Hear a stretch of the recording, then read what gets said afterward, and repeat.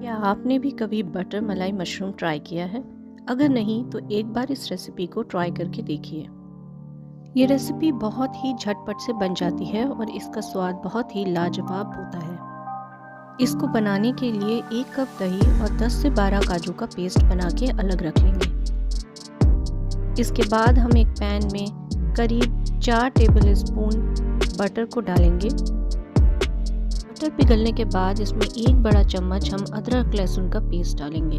इसको भी हम 2 मिनट के लिए भून लेंगे मध्यम आंच पर।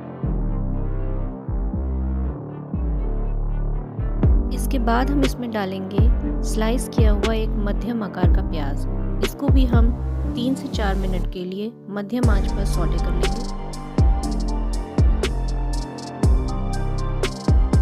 प्याज हमारा भुन चुका है। अब हम इसमें डालेंगे मशरूम, जो कि मैंने छोटे छोटे काट लिए थे अच्छे से धोने के बाद।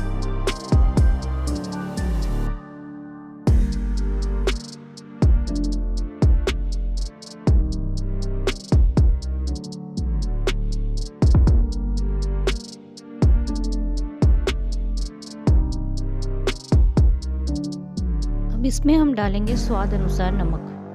इन मशरूम्स को भी हम अब अच्छी तरीके से भून लेंगे। ये थोड़ा पानी भी छोड़ेंगे। इस पानी को सूखने तक हम मशरूम्स को अच्छी तरीके से भून लेंगे मध्यम आंच पर। करीब 10 से 12 मिनट के बाद मशरूम हमारे भून चुके हैं। अब हम इसमें कुछ मसाले डालेंगे, जिसमें आधा छोटा चम्मच हल्दी पाउडर और 1.5 बड़ा चम्मच लाल मिर्च पाउडर। इसके बाद हम इसमें काजू और दही का तैयार किया हुआ पेस्ट डालेंगे और उस पेस्ट को तब तक भून लेंगे जब तक कि ऑयल हमारा ऊपर तैरने ना लग जाए। आप मुझे दुनिया के कौन से कोने से देख रहे हैं वो मुझे कमेंट सेक्शन में ज़रूर बताएं। और अगर मेरा ये वीडियो आपको किसी और भाषा के सबटाइटल में चाहिए तो वो भी आप मुझे कमेंट सेक्शन में बता सकते हैं।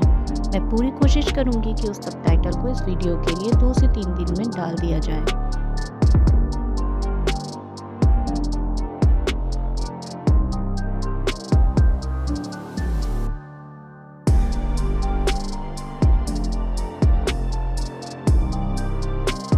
करीब 10 मिनट तक मध्यम आंच पर भूनने के बाद आप देख सकते हैं इसमें कितना अच्छा कलर आ गया है और ऑयल हमारा ऊपर तैरने लग गया है।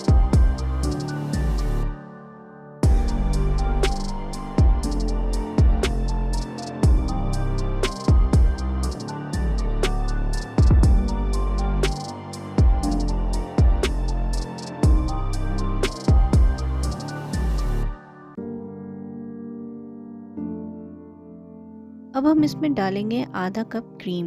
इसके बाद हम इसे 2 मिनट के लिए पका लेंगे और उसके बाद हम गैस को बंद कर देंगे।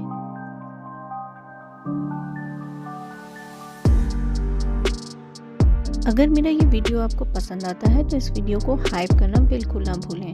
और अगर ऐसी ही रेसिपी वीडियो देखना आपको पसंद है तो आप मेरे चैनल को सब्सक्राइब करते जाइए।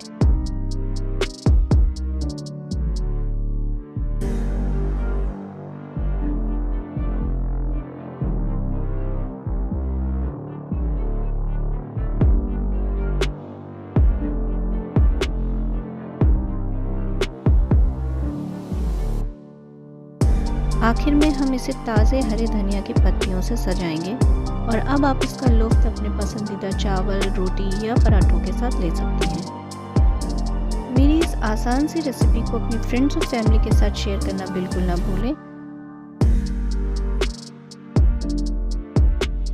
इस वीडियो में अंत तक हमारे साथ जुड़े रहने के लिए आपका बहुत बहुत धन्यवाद।